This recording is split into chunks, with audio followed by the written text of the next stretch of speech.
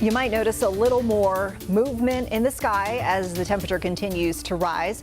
Some birds making their way back north, but more are facing a deadly journey. Some studies suggest that a threat is killing more than 1 billion birds a year, and you might have even seen the effects in Uptown.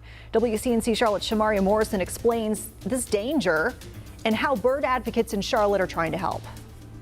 We've all done it before. You probably ran into a glass door. You're left with some bumps, maybe some bruises, but running into a glass door for a bird could be deadly. The UNC Charlotte Audubon Club says on their campus, glass windows are the biggest threat to birds. Akechi Dimka is the club's president. I'm not a super bird scientist. I'm not into environmental sciences or anything like that, but I care enough about the environment, enough about birds to want to help. A study on bird collisions shows up to 1 billion birds die from flying into buildings each year. In fact, hitting a building is the second most common reason a bird will die after being killed by a predator.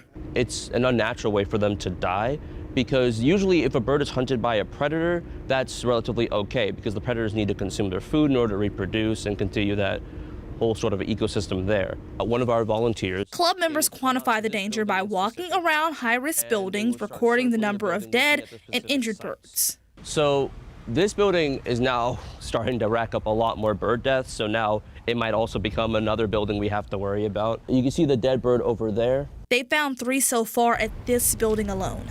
So why can't birds just fly over or around the building? If you look at this window, you see the reflection of a tree.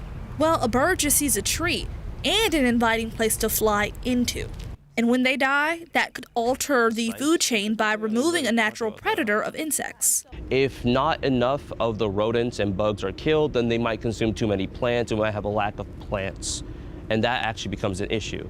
These students say now is the time for more people to start caring about birds and doing something about the buildings that kill them. Shamaria Morrison, WCNC Charlotte.